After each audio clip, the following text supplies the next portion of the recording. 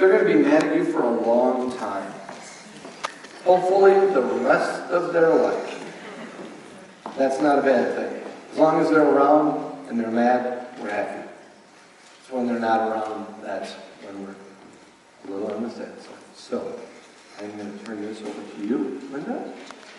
They will turn you on upstairs. Are we ready? Go ahead and talk. Okay, after seeing that, it changes a little bit what I'm going to tell you. I had two sons. I had Canton, and he was 10 years older than my Tony. Canton had a terminal illness. So for 11 years, we took care of Canton. Tony, everyone was focused on Canton. Tony was the healthy one, never gave us any problems at all. When my son Canton died in 2010, we were all in the emergency room in a special part that I never even knew existed, where people are going to die. You know, not where they're trying to keep you alive, but they know you're going to die. And we're around, my son's bed, and he passed, and I could feel his spirit go through us. And I turned to my Tony and I said, now for your brother, don't smoke cigarettes. I told my son, who I did not know was a heroin addict, not to smoke cigarettes. I can't imagine what that felt like in his heart. He loved his brother. Okay? So what we did was, we still didn't know. We had no indications. We didn't know what to look for. All of this is here and now, and I'm seeing this. In 2010 and 2011, I was all alone. There was no one to talk to. I did not see any of this. I had no idea that the landscape of drugs had changed from quarter barrel parties or smoking some pot. I didn't know pot was stronger. I didn't know any of this back then. And the biggest thing is, heroin, you could have dropped a piano on my head. I found out, we went to scatter my son's ashes in California. Tony decided that he would go cold turkey. We didn't know anything was up. We got there, and we had a hotel room, and he curled up in a ball on the bed, and he was crying. And I said, you miss your brother so much. And he said, no, heroin.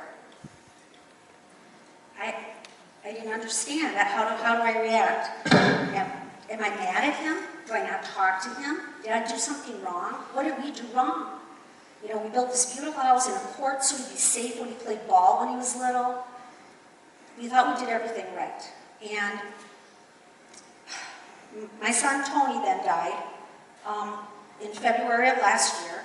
He had been clean for a year. We sent him to rehab. We did everything we could think to do. Everything. You know, and we spent our money.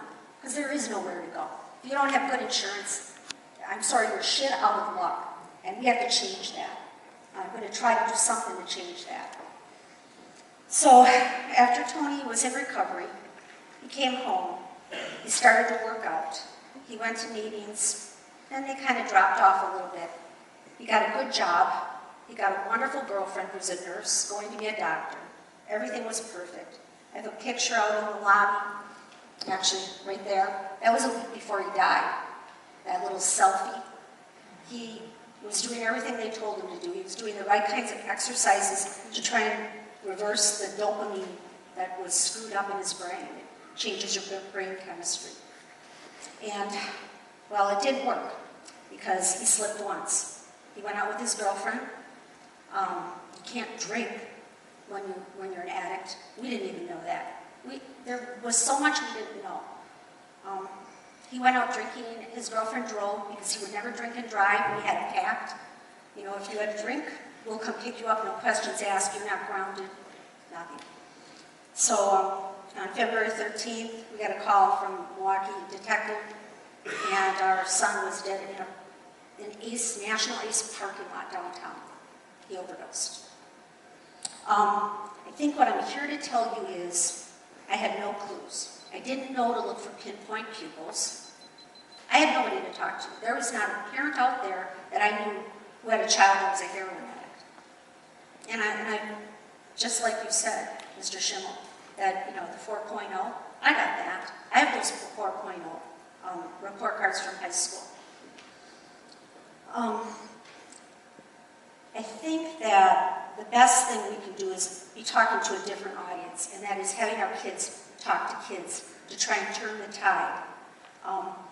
I have not met, and I've talked to literally hundreds of addicts, kids in their 20s when they get to heroin, when they run out of money and have sold everything.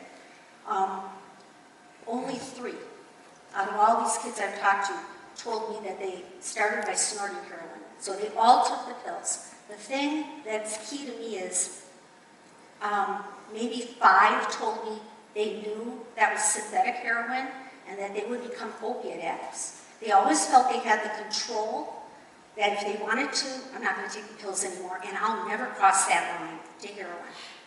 Well, they don't have any control. That line gets crossed because they're so dope sick, the biggest pain you could have, the flu times 1,000,000, that they would do anything. And yeah, it's cheaper. They've got that money. They know what to do with it. So I'm going to play my little video here. I did this because I was all alone and I needed other people to hear me and to see this. Red button? Oh, you got it.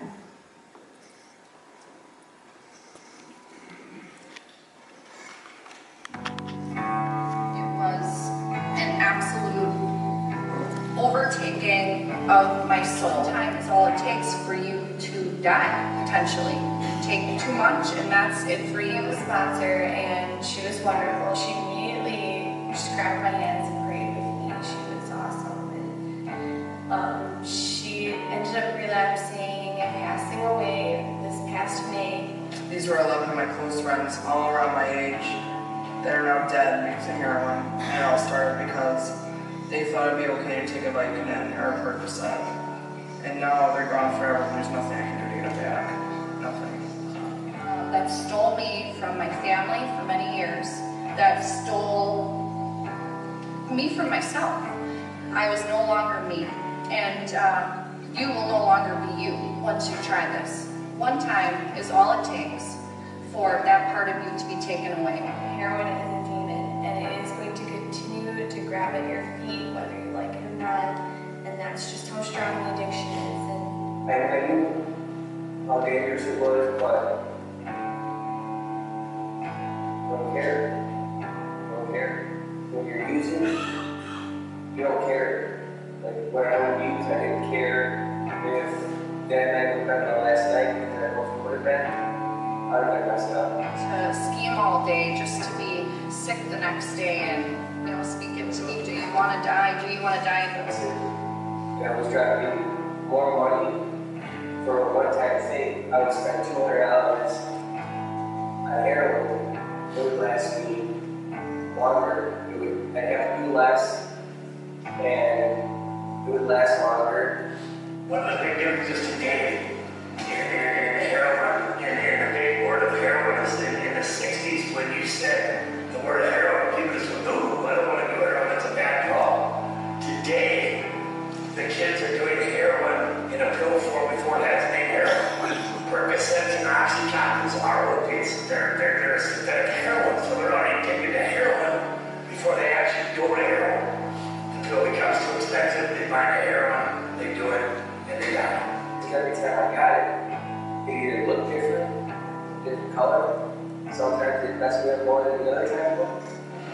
Your mother is without a daughter. Your father is without a son. And that's how evil this drug is, because you don't give a darn about anybody but yourself and you being high. when you're dealing with this heroin or any drug, it's like you have 2 kids and they're both standing in front of you, and you have this addict. I had Ashley addict in my head, and I had my Ashley. They were 2 separate people. And this Ashley addict was an awful person, and I couldn't stand her, and she was hurting my girl. If I could go back, I would have gotten into sports. I wouldn't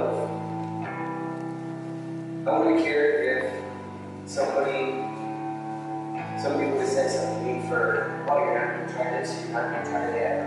Because knowing what I know now, I know what it would do. I don't know what switch flipped and why I finally had enough. And I mean, my mother was absolutely relentless, and I knew you know, she had begged me to come home and begged me to just come to a safe place and get clean and realize how beautiful clean can be.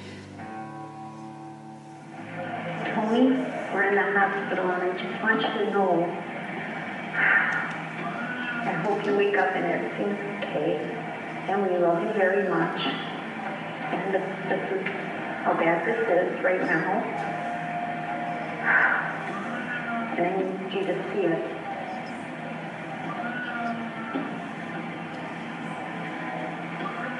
And we're just sitting next to you, waiting for you to wake up. And we love you very much.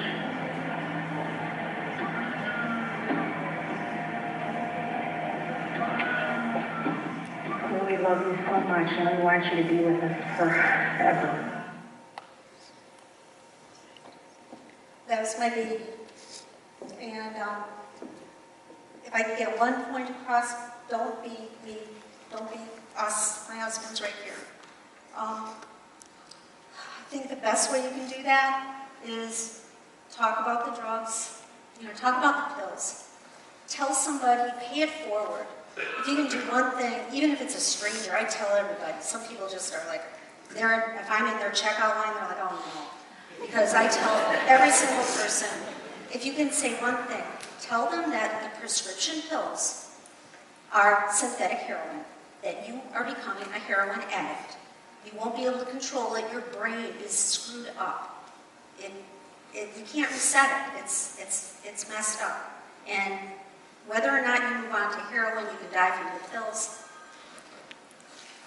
Just pay it forward. Tell somebody. That's all I've been doing. And I think it got a lot of people together at some point, and it will continue. Because now it's almost like all the minds have come into an alignment, and we all know we have to get this message out because our kids are dying. We don't know how many are addicted. That's the scary part. There's so many that are using that I can't give you a statistic on it. So please tell your kids, tell somebody. Ask your kids to tell somebody. Don't party with the pills. They have Skittle parties. They put the pills in a bowl, and they take the pills. They call them farming parties, PH, like pharmaceutical.